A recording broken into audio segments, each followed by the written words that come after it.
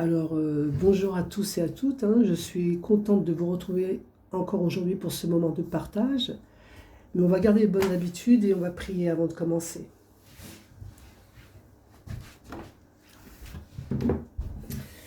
Notre Père qui es aux cieux, que ton nom soit loué, Père éternel, sois le premier invité dans cette étude. Et merci pour ce moment que nous allons partager ensemble, que seule ta vérité éclate, parce que seule ta vérité est la vérité. Au nom de Jésus, Amen.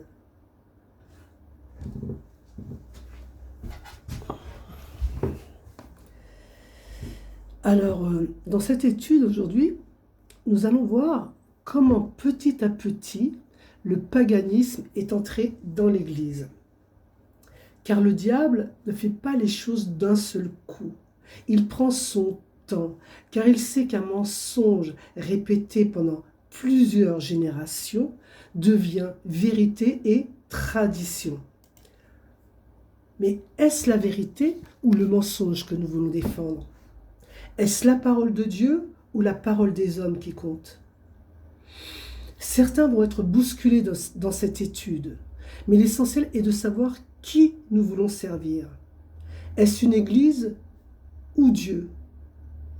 La quête du croyant est de rechercher la vérité par lui-même, sans intermédiaire, pour se faire ses propres convictions. C'est pourquoi, après cette étude, allez vérifier de vous-même si cela est la vérité. Prenez cette bonne habitude, c'est la seule façon de ne pas être trompé. Et dans la Bible, il est écrit dans Romains 10, 17, « Ainsi, la foi vient de ce qu'on entend, et ce qu'on entend vient de la parole de Dieu, et non pas de la parole des hommes et de ses traditions, car les hommes peuvent nous tromper. De façon consciente ou inconsciente, les hommes peuvent nous tromper. Car le diable se sert des hommes pour atteindre le but qu'il s'est toujours fixé, et on va voir ce but dans la Bible. Ça se trouve dans Matthieu 4, 8 à 10, qui dit « Le diable le transporta encore sur une montagne très élevée, lui montra tous les royaumes du monde et leur gloire, et lui dit « Je te donnerai toutes ces choses si tu te prosternes et m'adores. » Jésus lui dit « Retire-toi, Satan, car il est écrit, tu adoreras le Seigneur ton Dieu et tu le serviras lui seul. » Donc depuis toujours, le diable a voulu qu'on l'adore. Le diable, depuis toujours, a voulu l'adoration de l'homme qui était due à Dieu. Et pour cela, il ne se montre jamais sous son vrai jour, pour ne pas être dévoilé. Et pour recevoir l'adoration des hommes, le diable va se cacher sous diverses formes. Mais dans beaucoup de civilisations, il a utilisé le soleil comme sujet d'adoration. Et c'est pour cela que Dieu avait dit, en parlant de lui dans la Bible, le verset que nous allons prendre, qui dit « Te voilà tombé du ciel, astre brillant, fils de l'aurore, tu es abattu à terre, toi le vainqueur des nations. » Le soleil a été nommé de différentes façons selon les civilisations. Ra en Égypte, Hélios pour les Grecs, ou encore Ilathès pour les Incas. Mais c'était toujours le diable qui se cachait derrière ces noms. Et le peuple de Dieu, le peuple juif, n'a pas été épargné par la supercherie du diable. Lisons Ézéchiel, où Dieu veut montrer à son serviteur par un songe comment le peuple, petit à petit, s'est éloigné de lui et ira d'abomination en abomination. On va prendre ce texte qui se trouve dans Ézéchiel 8, 14 à 16. Et il dit « Et il me conduisit à l'entrée de la porte de la maison de l'Éternel, du côté du septentrion. Et voici, il y avait là des femmes assises qui pleuraient Tammuz. Tammuz, c'était déjà un dieu païen, mais ils ne vont pas s'arrêter là. Et il me dit, vois-tu, fils de l'homme, tu verras encore d'autres abominations plus grandes que celle-là. Et il me conduisit dans le parvis intérieur de la maison de l'Éternel. Et voici, à l'entrée du temple, entre le portique et l'autel, il y avait environ 25 hommes, tournant le dos au temple de l'Éternel et le visage vers l'Orient, ils se prosternaient à l'Orient vers le soleil. Vers le soleil. Et pourtant, Dieu avait dit au peuple ce que nous allons lire dans Deutéronome. un homme ou une femme faisant ce qui est mal aux yeux de l'Éternel ton Dieu et transgressant son alliance, allant après d'autres dieux pour les servir et se prosterner devant eux, après le soleil, la lune ou toute l'armée des cieux, ce n'est point là ce que j'ai commandé. Ce n'est point là ce que j'ai commandé. Dieu n'avait jamais demandé cela. Et comme le dit mon ami Lynn, il vaut mieux adorer le créateur du soleil que le soleil créé par Dieu. Et ce prophète va voir des choses abominables que va commettre le peuple qui va aller d'abomination en abomination. Et tout cela sous le regard des anciens, dit le texte. Sous le regard des anciens, ces hommes qui auraient dû être les garants de la vérité vont détourner le peuple de la vraie adoration. C'est pour ça, ne mettez personne entre vous et Dieu. Soyons comme les Béréens, vérifions tout. C'est la seule façon de ne pas être trompé. Alors, la majorité des gens continuent à suivre ce qu'on leur a enseigné. Présumons que ce qu'ils croient ou font est bien. Ils prennent leur croyance comme allant de soi. La plupart d'entre eux ne prennent pas le temps de prouver si les choses qu'ils font sont correctes et plaisent à Dieu. Maintenant, la question que je vais vous poser est: pourquoi croyez-vous ce que vous croyez? D'où viennent vos croyances? La source de vos convictions religieuses viennent-elles de la Bible ou d'une autre autorité? Si vous répondez la Bible, en êtes-vous certain? Aujourd'hui, nous allons voir comment le paganisme, petit à petit, est rentré dans l'Église au fil des siècles. Alors, au départ, l'Église était parfaite. Et d'ailleurs, c'est pourquoi elle était persécutée. Mais plus le diable, par les Romains, persécutait l'Église, et plus elle grandissait. Alors il va changer de stratégie et va se mettre à infiltrer l'Église et la pousser à faire des compromis. Et nous allons voir comment, au fil du temps, petit à petit, il a corrompu l'Église pour arriver à ce que nous connaissons aujourd'hui. Alors bien sûr, je ne cherche à blesser personne. Et comme le dit souvent William, notre seul ennemi est l'erreur. Notre seul ennemi est l'erreur et non pas nos frères et sœurs. Alors, comme je l'ai dit au début, au temps des apôtres, l'Église prenait beaucoup d'ampleur, malgré qu'elle était persécutée par les Romains. Et par contre, l'Empire romain déclinait. Vous retrouverez ça dans les livres d'histoire. Alors, ce que va faire l'empereur Constantin, il va se convertir au christianisme. Et c'est à ce moment-là que les compromis vont arriver et qu'il va commencer à faire entrer des pratiques païennes dans l'Église. Et ses successeurs vont continuer par la suite. Et nous allons voir cela en commençant par les fêtes religieuses. Alors, on va en prendre que deux. Car j'aimerais que par vous-même, vous allez vérifier l'origine des autres fêtes. Faites cela par vous-même et vous verrez qu'elles viennent toutes du paganisme. On va prendre les deux plus célèbres et on va commencer par la plus grande, celle de Noël, qui dit que Jésus sera né un 25 décembre, alors que la Bible ne donne pas la naissance du Christ.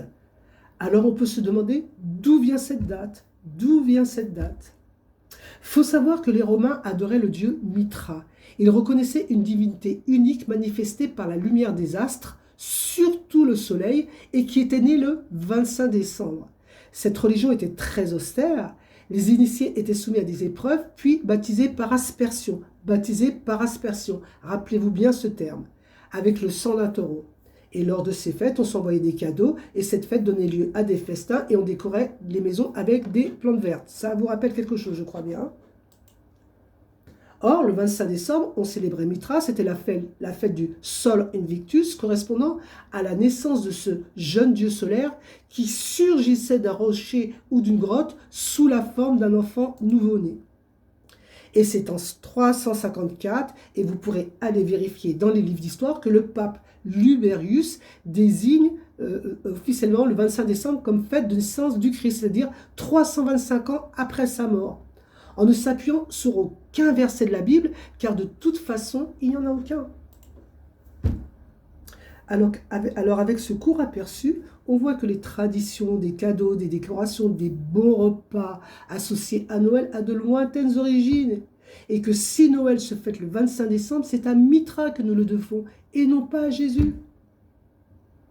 D'ailleurs, quand on décortique le mot Noël, No veut dire non et Elle veut dire Dieu. Donc ce mot veut dire sans Dieu. Il est à lui tout seul tout un programme. Donc voilà une image du dieu Mithra. Et comme vous le voyez, elle a ce cercle solaire autour de sa tête, ce qui est souvent le cas des divinités solaires. Elles sont reconnaissables à ce disque solaire, soit mis autour de la tête ou sur la tête. Alors maintenant, on va voir la fête de Pâques. Pâques est une synthèse de nombreuses traditions pré-chrétiennes. Beaucoup de coutumes anciennes destinées à accueillir le retour du printemps se rattachent à cette fête. L'œuf est le symbole de la germination, le lapin est le symbole païen qui a toujours représenté la fécondité. La plupart de nos fêtes, en gros, nos jours fériés, sont d'origine babylonienne. C'est un doux mélange de rites païens et chrétiens. Rapidement, les autorités religieuses chrétiennes ont compris qu'il leur serait impossible de supprimer l'ensemble des traditions barbares des nouveaux convertis romains. Ils ont donc fait avec en les intégrant au rite chrétien. Donc ça, c'est un aperçu de nos soi-disant fêtes chrétiennes. Je vous laisse aller chercher vous-même l'historique des autres fêtes et vous verrez toutes qu'elles sont d'origine païenne. Mais il n'y a pas que les fêtes païennes qui sont rentrées dans l'Église, hélas. Dieu avait dit dans Lévitique ce que nous allons lire. Prenons Lévitique 26, verset 1, qui dit « Vous ne vous ferez point d'idole. Vous ne vous élèverez ni image taillée, ni statue. Et vous ne placerez dans votre pays aucune pierre ornée de figures pour vous prosterner devant elle, car je suis l'Éternel votre Dieu. » Et Psaume dit, « Les cieux publient sa justice, et les peuples voient sa gloire. Ils sont confus, tous ceux qui servent les images, qui se font gloire des idoles. Tous les dieux se prosternent devant lui. » Alors, Dieu avait dit de ne pas adorer les idoles, les statues, et au début du christianisme, toutes ces choses n'existaient pas, ça n'existait pas. Dieu a été clair là-dessus. Mais l'Église, croyant bien faire, et pour garder ses nouveaux convertis, a commencé à faire des compromis. Et c'est ainsi que les idoles païennes sont entrées petit à petit dans l'Église. Bien sûr, pas sur leur vrai nom, cela aurait été rejeté tout de suite. Mais au fil du temps, comme toujours, petit à petit, l'Évangile va se corrompre insidieusement par des ajouts de rites païens, dont celui d'Isis. Ça paraît bizarre de dire ça. Ah ben écoutez, Isis était une reine mythique, une déesse funéraire de l'Égypte antique, coiffée d'une perruque surmontée par un disque solaire inséré entre deux cornes de vache.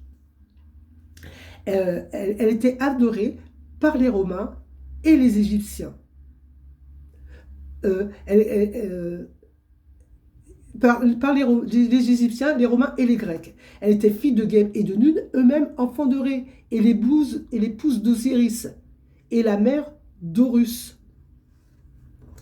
Et voici une représentation de cette déesse, avec son jeune fils Horus. D'accord? Et vous voyez qu'elle a ce cercle solaire sur la tête.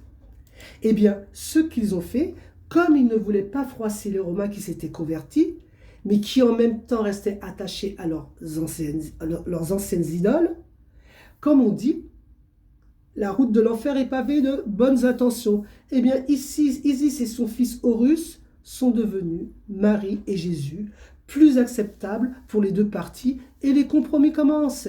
Et comme vous le voyez, ils n'ont pas oublié de mettre ce disque solaire sur la tête de Marie. Voici quelques images où vous pouvez voir cela, mais vous connaissez hein, ce genre d'image. Ensuite, c'était facile. Hermès crie au fort que voici était un dieu romain protecteur des bergers. Il est souvent représenté avec un agneau sur l'épaule, fils de Zeus et de Maïa. Eh bien, lui devient Jésus le bon berger. Et le pape, comme on le voit ici, reprend cette image pour lui-même. Et ensuite, c'était très simple, Jupiter devient Pierre. Et voilà comment, à cause de compromis, le paganisme est entré dans l'Église. Mais au temps des apôtres et bien longtemps après, cela n'existait pas. Donc Dieu avait dit qu'il ne fallait adorer aucune idole, ni statue, ni soleil ou autre. Eh bien, on voit que petit à petit, insidieusement, ces choses sont rentrées dans l'Église et maintenant elles font partie du décor. Et hélas, un mensonge répété pendant des années devient au fil du temps une vérité et même une tradition.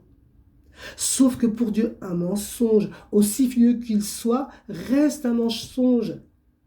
Et faut-il obéir à Dieu ou aux hommes, que chacun réponde pour lui-même? Alors, dans les églises, le pain qu'on appelle hostie est rond. La forme ronde de ces hosties sacrées a bien sûr aucune justification biblique, puisque la parole de Dieu ne parle que de pain sans en préciser davantage. Même les prescriptions de Moïse sur le pain de Pâques juive ne comportent aucune caractéristique particulière sur sa forme. C'est en examinant les autels d'Égypte que nous trouvons la raison de cet attachement à l'hostie ronde. Des gâteaux minces et ronds se retrouvent sur tous les autels païens. Ce gâteau égyptien en disque rond était l'emblème du soleil et on l'offrait à Isis car elle était la femme d'Osiris, le dieu soleil. Dans la messe catholique, l'hostie a remplacé le pain que le Seigneur Jésus avait utilisé avec ses disciples lors de son dernier repas. Et qui plus est, cette hostie se transforme au moment où le prêtre l'élève au ciel, au cours de la cérémonie. On déclare qu'elle se transmue en corps de Christ. Le mot hostie vient du latin hostia qui veut dire victime. Pendant le culte, le curé montre l'hostie aux fidèles en la levant avec ses deux mains vers le ciel. Les ostensoirs, supports servant à exposer l'hostie, représentent souvent le soleil. Voici quelques images d'ostensoirs que nous retrouvons dans les églises. Et je ne pense pas que ce soit un hasard qu'elles aient la forme du soleil. Ce culte continue. Donc vous voyez que ce n'est pas d'aujourd'hui que le diable essaie de détourner l'admiration qui est due à Dieu sur lui. Et pour cela, il a choisi l'emblème du soleil. Vous verrez que la majorité de ces populations croyaient au dieu soleil, présenté sous différents noms que nous avons vus tout à l'heure. Mais ils ne se sont pas arrêtés là. Au fil du temps, le diable va continuer dans l'Église son travail de destruction. Alors écoutez. Dieu avait demandé à Moïse de lui faire un sanctuaire d'après le modèle montré par Dieu. Et ce sanctuaire était la maquette du plan de sauvetage de l'humanité que Dieu avait mis en place pour l'homme. Il lui dit, dans Exode 26:30, « Tu dresseras le tabernacle d'après le modèle qui t'est montré sur la montagne. » Et dans Exode 25:8, il dit, « Ils me feront un sanctuaire et j'habiterai au milieu d'eux. » Et toutes les cérémonies qui avaient attrait au sanctuaire devaient faire comprendre à l'homme le plan du salut que Dieu avait mis en place pour nous. C'est une très belle étude à faire, mais pas aujourd'hui. Ce serait trop long. Mais pour ceux qui sont intéressés, allez voir les études de William sur le sanctuaire. Elles sont très détaillées. Aujourd'hui, nous allons juste le survoler pour comprendre que le diable a détruit petit à petit ce que Dieu avait mis en place. Alors, voilà le sanctuaire que Dieu avait demandé à Moïse de bâtir. Il ne devait avoir qu'une seule porte pour montrer qu'il n'y avait qu'un seul chemin. Et Jésus a dit lui-même, je suis la porte et aussi je suis le chemin. Mais au fil du temps, le diable va falsifier le chemin du sanctuaire pour nous perdre. Alors voici le mobilier qui représente Jésus et le plan du salut. Il est composé de 6 éléments qui décrivent le parcours de Jésus et du croyant. Donc, nous allons suivre cette route aujourd'hui et nous allons voir ce que le diable a falsifié au cours des siècles. Alors, dans la cour se trouvait une porte qui, comme on l'a dit, représente Jésus et nous-mêmes, cette porte, nous la passons quand nous venons à lui. Puis nous continuons notre route et nous arrivons à l'autel des sacrifices où on sacrifiait l'agneau, ce qui représente encore Jésus.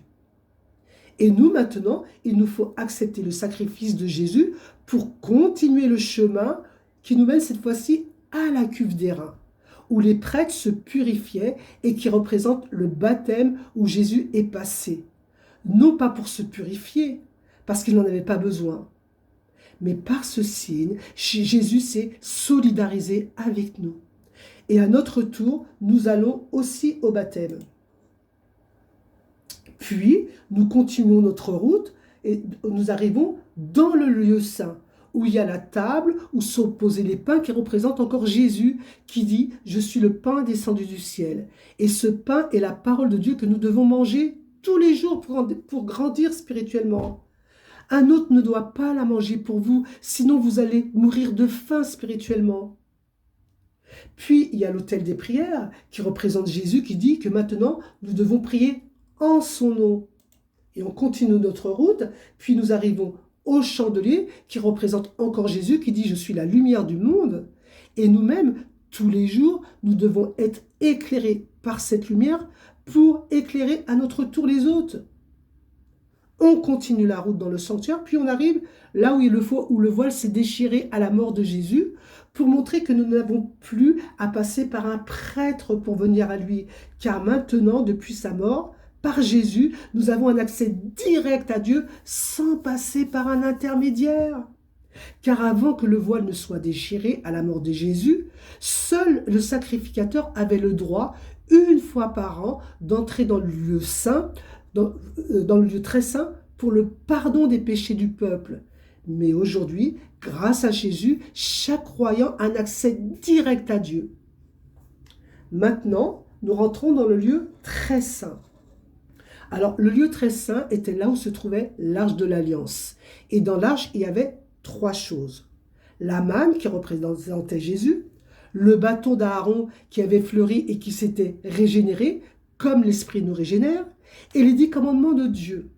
Et tout cela est l'accomplissement du plan, car si on se nourrit du pain, qui est la parole, c'est-à-dire Jésus, nous allons être régénérés par l'Esprit, comme le bâton d'Aaron s'est régénéré, et nous allons refléter la gloire de Dieu et son caractère qui se trouve dans ces 10 paroles écrites par son propre doigt.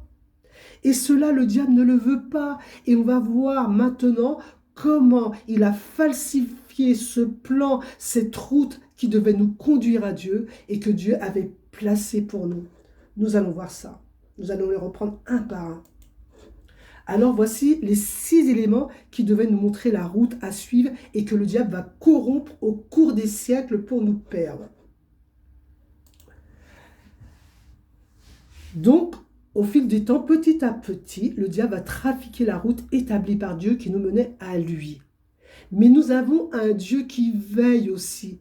Il veille sur sa parole et au fil du temps, lui aussi va remettre par des hommes sincères et courageux la vérité en place. On va commencer par le plus connu, Martin Luther, qui était un prêtre catholique, qui avait compris, en lisant la Bible, qu'on n'avait pas besoin de passer par un prêtre pour se faire pardonner les péchés et qu'on n'avait pas besoin de mortification ou d'acheter des indulgences, qu'on pouvait aller directement à Dieu en passant par Christ.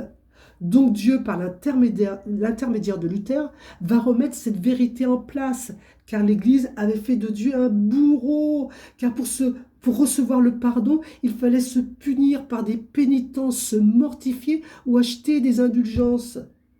Et pourtant, quand il a dit à la prostituée, va, il ne pêche plus, et à tous les autres, il ne rajoute rien. Maintenant, voyons ce qu'était une indulgence. Alors, pour financer le dôme de l'église de Saint-Pierre de Rome, le pape proposait le pardon des péchés contre la vente d'indulgences. Le moine allemand, Martin Luther, s'éleva contre ce trafic et afficha sur la porte de son église 95 thèses contre les indulgences. Aux envoyés du pape qui veulent le contraindre à se rétracter, Martin Luther répond « Prouvez-moi par la Sainte Écriture, c'est-à-dire la Bible, que je me trompe, et je me rétracterai. » Mais c'était leur demander l'impossible, car aucun texte biblique ne pouvait affirmer cela. Et au lieu de reconnaître ces abus, La cour de Rome choisit d'émettre une bulle papale, c'est-à-dire un jugement irrévocable, pour excommunier Martin Luther. Mais lui ne s'effraie pas de la force de son ennemi. Martin Luther ne regarde qu'à la sainteté de la cause qu'il défend. Et l'Église, refusant d'arrêter ce trafic honteux, la rupture est consommée et le protestantisme est né. Et maintenant, voyons la tarification des indulgences. On ne va pas toutes les faire, hein. Si vous voulez aller les voir, vous tapez tarification des indulgences et vous allez tomber sur ce que je vais vous lire. Je vais en prendre 2 ou 3 au hasard, hein. Par exemple, il dit l'absolution pour celui qui abuse d'une jeune fille est taxée de 6 carlins. Je ne sais pas ce que représentait 6 carlins, mais vous aviez abusé d'une jeune fille, vous payez 6 carlins et vous étiez pardonné. L'abolition pour un mari qui frappe sa femme est taxée de 5 carlins. Pareil, vous payez, vous êtes pardonné. Donc vous avez compris le concept. Si vous voulez voir le reste, vous irez voir par vous-même. Mais enfin, on pêche, on paye, on est pardonné. Et le pire dans tout ça, vous savez c'est quoi? C'est qu'on pouvait payer à l'avance. Mais la question qu'on peut se poser est, est-ce que les indulgences et les pénitences existent toujours aujourd'hui? Et vous verrez que oui, mais sous une autre forme. Écoutons ce que dit ce curé, et vous verrez que même aujourd'hui, malgré le sacrifice de Jésus qui nous permet de s'adresser à lui directement, sans intermédiaire pour être pardonné, eh bien ce curé nous dit qu'on doit encore passer par des indulgences et des pénitences. Heureusement, aujourd'hui, elles sont gratuites, mais toujours pas bibliques. Les apôtres n'ont jamais enseigné cela. Alors, je vous laisse écouter ce curé. L'indulgence. Qu'est-ce que l'indulgence? Il n'y a pas de limite à la miséricorde de Dieu, parce que la miséricorde de Dieu est infinie. C'est ce que signifie concrètement la doctrine des indulgences. Je vais prendre un exemple. Si je commets un péché de calomnie, que je le regrette, que j'exprime le ferme propos de ne plus recommencer, si j'avoue mon péché à un prêtre qui me donne l'absolution assortie d'une pénitence, je suis pardonné de mon péché. Mais la calomnie continue de se propager, et je ne peux pas complètement réparer ma faute. C'est là qu'intervient la solidarité familiale de l'Église. En effet, l'Église est une grande famille, dont le trésor est le Christ, entouré des prières de Marie et de tous les saints. Dieu a donné à son Église de la terre le pouvoir de distribuer les biens de famille à ceux qui les méritent. C'est ça les indulgences. Moyennant quelques œuvres méritoires, je peux gagner une indulgence que l'Église tient en réserve et qu'elle m'accorde à certaines conditions. Ainsi, l'indulgence efface les peines temporelles dues au péché. L'indulgence efface les conséquences de mes péchés, me permettant ainsi d'aller directement au ciel. Muni d'une indulgence plénière le jour de ma mort, j'irai directement au paradis. Et si je ne suis pas en danger de mort immédiate, l'Église m'offre la possibilité de gagner des indulgences pour les défunts. Parce que dans une famille, la sainteté des uns profite aux autres, c'est la communion des saints. Les indulgences permettent de vivre concrètement le mystère de la communion des saints. Voici les 4 conditions habituelles pour gagner une indulgence. Être en état de grâce, prier aux intentions du Saint-Père, recevoir la communion eucharistique et accomplir une œuvre indulgentiae. Renseignez-vous auprès des prêtres. L'indulgence est un trésor qui renforce mes liens à Jésus et à son Église et qui me stimule à persévérer dans l'état de grâce. Chers auditeurs, ne passons pas à côté d'un tel trésor. Et dit en passant, déjà nous ne méritons rien. C'est par grâce que nous sommes sauvés. Pas besoin de pénitence. Juste reconnaître son péché et demander pardon à Dieu par le nom de Jésus. Et de toute façon, même après avoir fait pénitence comme il le dit, et pris une indulgence, ça ne retire toujours rien aux effets de la calomnie, ni de ses conséquences. Donc je ne vois même pas où il y trouve un intérêt. Mais passons. Maintenant, nous allons continuer notre route tracée par Dieu dans le sanctuaire jusqu'à la cuve d'airain qui représente le baptême. Et nous allons voir que Dieu qui disait qu'il fallait croire pour être baptisé, car cela devait être un choix délibéré, Eh bien, l'Église va se mettre à baptiser des enfants qui n'ont rien choisi. Et en plus, ils vont le faire par aspersion, qui, rappelez-vous, était une pratique païenne. Mais Dieu va remettre les choses en place avec son serviteur John Smith, prêtre anglican, qui, après avoir étudié les Écritures, va dire que le baptême est réservé aux croyants, adultes, consentants et par immersion, car il avait lu dans Marc ce que nous allons prendre. Celui qui croira et qui sera baptisé sera sauvé, mais celui qui ne croira pas sera condamné. Donc, on voit ici que c'est celui qui croira qui sera baptisé. C'est pourquoi on ne peut pas baptiser des bébés qui n'ont rien choisi. Et le baptême devait se faire par immersion. C'est pourquoi dans Jean, il est dit ce que nous allons lire. Dans Jean 3, 23, il dit « Jean aussi baptisait à Hénon près de Salim parce qu'il y avait beaucoup d'eau et on y venait pour y être baptisé. Il avait besoin de beaucoup d'eau. Pourquoi ? Car voici la définition de baptiser dans les dictionnaires. C'est immerger ou plonger un corps dans l'eau. Le mot lui-même montre la manière de faire. Et c'est pour ça que Jean avait besoin de beaucoup d'eau. Car on ne baptisait pas par aspersion, mais par immersion. Et John Smith, ayant compris cela, rétablit cette vérité du sanctuaire. Continuons notre route dans le sanctuaire et nous arrivons près de l'autel des pains de proposition qui représente la parole de Dieu qui a été remplacée par l'Église par la tradition et la Bible en latin seulement accessible aux prêtres et aux moines. Dans Jean, on nous dit « Je suis le pain de vie, je suis le pain vivant qui est descendu du ciel. » Au commencement était la parole et la parole était avec Dieu. Et à l'époque, l'Église avait décrété que seuls les curés avaient le droit de lire la Bible et elle devait être lue en latin. Mais John Wycliffe, théologien anglais, va faire son entrée dans l'histoire et dire que non, tout homme doit avoir le libre accès aux Écritures et dans sa propre langue pour comprendre les textes par eux-mêmes. Il va remettre cette vérité de Dieu au goût du jour. Et en plus, l'Église catholique met la tradition au même niveau que la Bible. Écoutez bien, hein. Selon l'Église catholique, voilà ce qu'on peut lire dans leur catéchisme. La sainte tradition et la Bible ne sont pas des révélations différentes ou concurrentes. Elles sont deux voies par lesquelles l'Église transmet l'Évangile. Certains enseignements apostoliques tels que la Trinité, le baptême des enfants, la cohérence de la Bible, le purgatoire ou encore la virginité perpétuelle de Marie ont été clairement enseignés par la tradition, bien qu'elles sont implicitement présentes dans les textes sacrés. Je ne crois pas. La Bible nous invite à toujours rester attachés à la tradition, que celle-ci soit écrite ou orale. Donc, ils nous disent qu'on doit rester attaché à la tradition. Donc, on va voir ce qu'en pense la Bible. On va voir ce que pense la Bible des traditions. Et on va prendre Matthieu.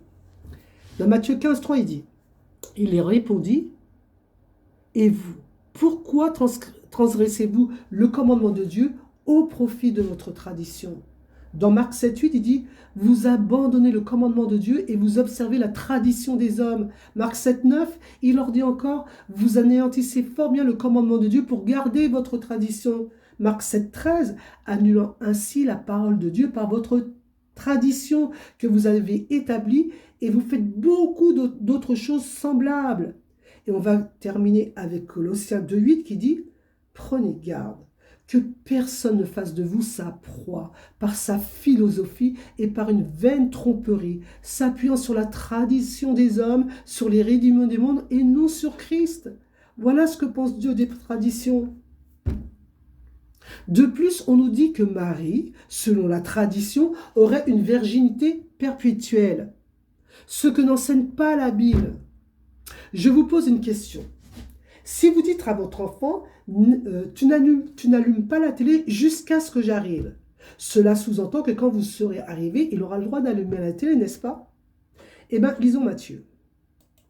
On parle de Joseph et de Marie. Il dit, mais il ne l'a connue point jusqu'à ce qu'elle eût un fils, mais après il connut sa femme. Et quant au purgatoire, merci mon Dieu, inexistant dans la Bible. Je n'en parle même pas parce que c'est trop horrible de croire que nous avons un Dieu comme ça. C'est horrible. Et pas biblique.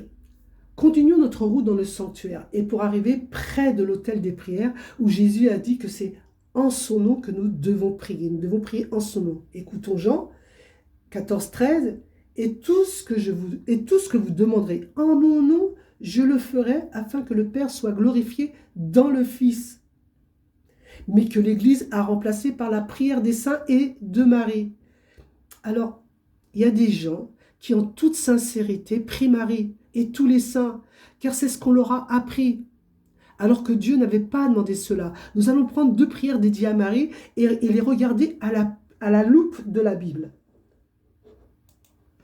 Alors on va prendre la première prière qui est connue de tous, c'est « Je vous salue Marie ». Alors il dit « Je vous salue Marie, pleine de grâce, le Seigneur est avec vous, vous êtes bénie entre toutes les femmes, et Jésus est le fruit de vos entrailles, et béni. Sainte Marie, Mère de Dieu, priez pour nous, pauvres pécheurs. » Déjà on nous dit que Marie est pleine de grâce. Alors, allons vérifier cela dans la Bible, si la Bible dit que Marie est pleine de grâce. On va aller dans Luc qui dit « Au 6e mois, l'ange Gabriel fut envoyé par Dieu dans une ville de Galilée appelée Nazareth auprès d'une vierge fiancée à un homme de la maison de David nommé Joseph. Le nom de la vierge était Marie. L'ange entra chez elle et dit « Je te salue, toi à qui une grâce a été faite. » Toi à qui une grâce a été faite. La Bible ne nous dit pas que Marie est pleine de grâce, mais plutôt qu'on lui a fait grâce, ce qui est totalement différent. De plus, on nous dit qu'elle est la mère de Dieu. Voyons ce que dit la Bible. Dans Philippiens, on nous dit « Ayez en vous les sentiments qui étaient en Jésus-Christ, lequel, existant en forme de Dieu, n'a point regardé comme une proie à arracher d'être égal avec Dieu, mais s'est dépouillé lui-même en prenant une forme de serviteur, devenant semblable aux hommes et ayant paru comme un simple homme. » Donc Marie n'est nullement la mère de Dieu, mais la mère de Jésus, homme. Et pour ceux qui disent cela, ils placent Marie au-dessus de Dieu. Et elle-même n'aurait pas accepté cela.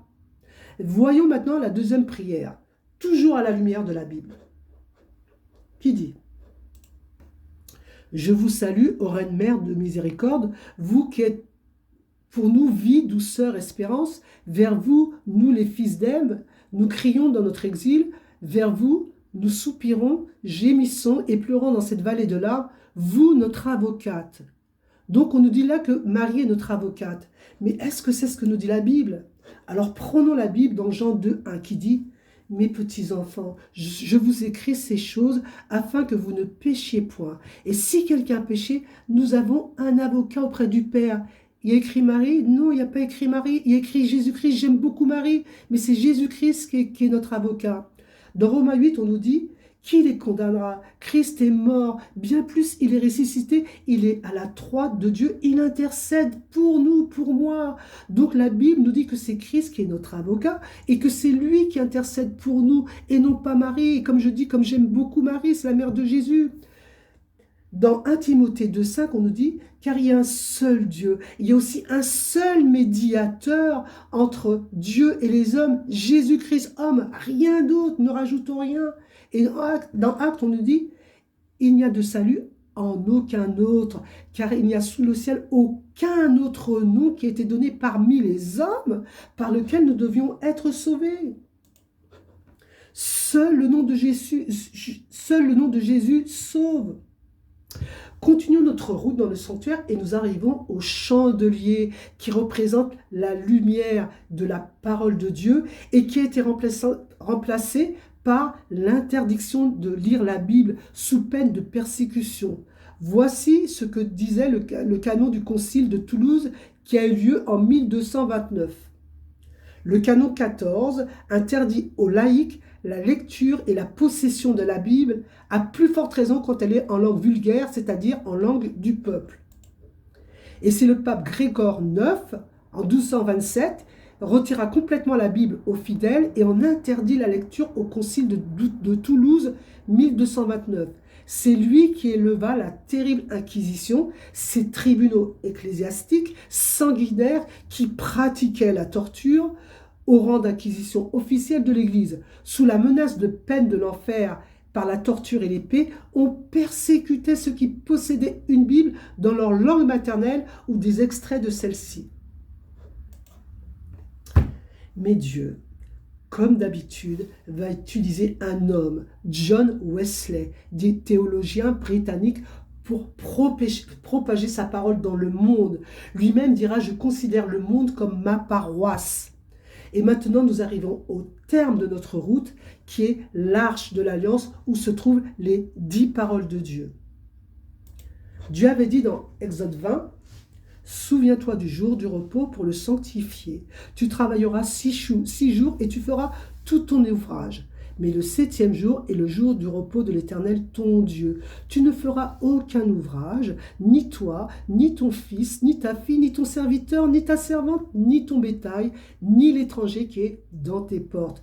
Car en 6 jours, l'Éternel a fait les cieux et la terre et la mer et tout ce qui est contenu. Et il s'est reposé le 7e jour. C'est pourquoi l'Éternel a béni le jour de repos et l'a sanctifié. » Et dans Jacques, on peut lire « Car quiconque observe toute la loi, mais pêche contre un seul commandement, devient coupable de tous. » Et ça, le diable a bien compris. Il a bien compris qu'il n'avait pas besoin d'enlever tous les commandements. Cela aurait paru très suspect. Mais il savait qu'un seul suffisait pour pouvoir pécher contre tous. Alors au fil des temps, petit à petit comme à son habitude, il va faire en sorte que nous ne respections plus le sabbat, que nous l'oublions. Les apôtres et les premiers chrétiens, même après la mort de Jésus, continuent à observer le sabbat. Et c'est en l'an 321, c'est-à-dire 321 ans après la mort de Jésus, que l'empereur Constantin, plus pour des raisons politiques que par conception religieuse, s'était converti au christianisme et avait décrété comme jour de repos le dimanche, qui était le jour de repos du Dieu Soleil, observé par lui et par les Romains à ce moment-là. D'ailleurs, en anglais, le mot dimanche se dit Sunday, ce qui veut dire jour du soleil. Donc, Dieu nous dit de se reposer le 7e jour et Constantin, en ne s'appuyant sur aucun texte biblique, décide de changer ce jour et de faire le peuple se reposer le 1er jour de la semaine. Et comme je l'ai dit tout à l'heure, hélas, un mensonge répété pendant des années devient au fil du temps une vérité et même une tradition. Sauf que pour Dieu, un mensonge aussi vieux qu'il soit reste un mensonge. Et toutes les églises non catholiques qui se reposent ce jour, sachez que ce n'est pas sur un fondement de la Bible que vous faites cela, mais sur un édit de l'église catholique romaine. Mais Dieu, comme d'habitude, va susciter en 1850 un mouvement de réveil qui remettront en place le jour du sabbat et la vérité du sanctuaire. Il y a plein de choses aujourd'hui qu'on prend pour parole de vérité et qui pourtant sont fausses. Je prends comme exemple l'ordre des jours de la semaine. Lundi est le 1er jour de la semaine et le dimanche le 7e jour. Et on nous l'a répété dès notre naissance. Moi-même, j'ai appris les jours de la semaine dans cet ordre-là. Et à force de répéter cela sur plusieurs années, ça devient une vérité acceptée par tous. Et maintenant qu'elle est acceptée par tous, on peut la légaliser par écrit. Je dis cela car à mon époque, on avait encore les vieux dictionnaires qui disaient que le dimanche était le 1er jour de la semaine et le samedi le 7e. Alors, voilà un dictionnaire des années 1960, c'est pas très vieux, et vous voyez ce qui est écrit ? Samedi, 7e jour de la semaine. Ce qui n'est plus le cas aujourd'hui. Actuellement, le 7e jour de la semaine dans les nouveaux dictionnaires a été changé par le dimanche. Et l'Église catholique le sait très bien, lisons ce qu'on trouve dans leur catéchisme. Voici ce que dit l'Église catholique dans son catéchisme sur la raison du changement du sabbat.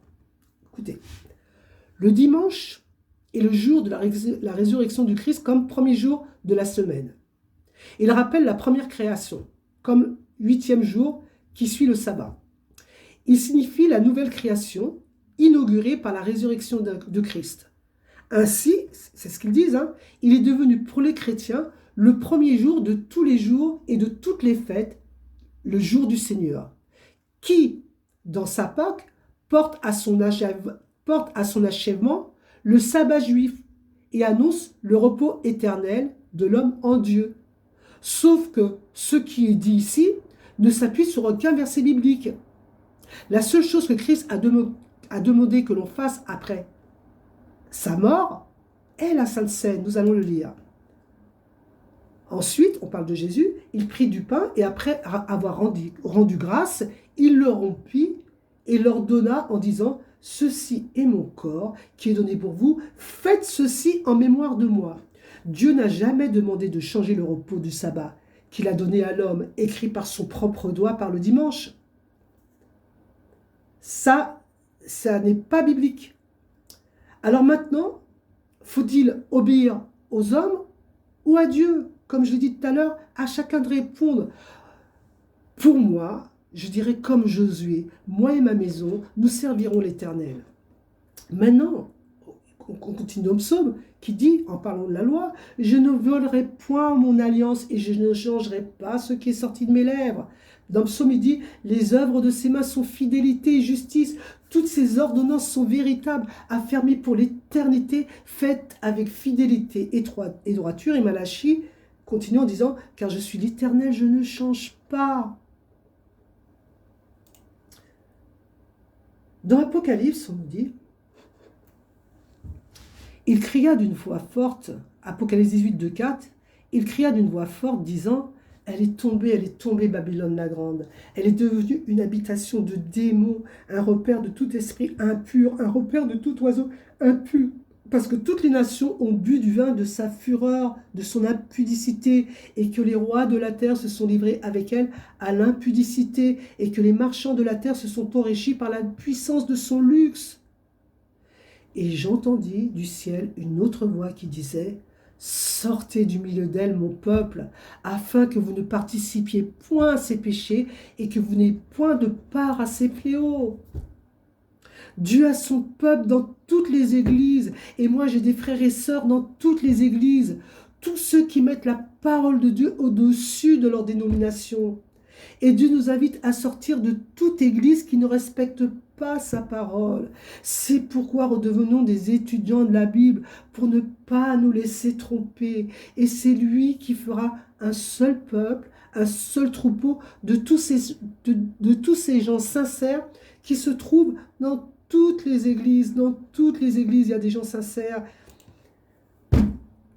Jean nous dit, j'ai encore d'autres brebis qui ne sont pas de cette bergerie. Celles-là, il faut que je les amène. Elles entendront ma voix. Il y aura un seul troupeau et un seul berger. Amen. Voilà comment petit à petit, au fil du temps, Dieu, par des hommes courageux et sincères, a remis en place toute la vérité qu'il avait donnée au sanctuaire à Moïse.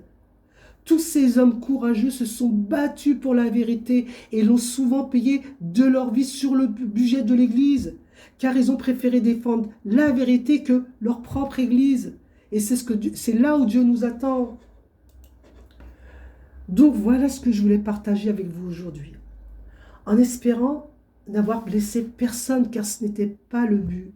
Je sais que c'est très dur de remettre en question ce qu'on a appris depuis toujours. Moi-même, j'ai remis beaucoup de choses en question. Mais comme je l'ai dit au début, est-ce une église que nous voulons défendre ou la parole de Dieu? Si c'est la parole de Dieu, alors étudions par nous-mêmes. Prenez cette bonne habitude, parce que c'est la seule façon de ne pas être trompé. Et que seuls les écrits de la Bible doivent être parole de vérité pour nous. Que notre Dieu nous garde, et je vous dis à la prochaine étude. Que Dieu vous garde tous. Merci de m'avoir écouté.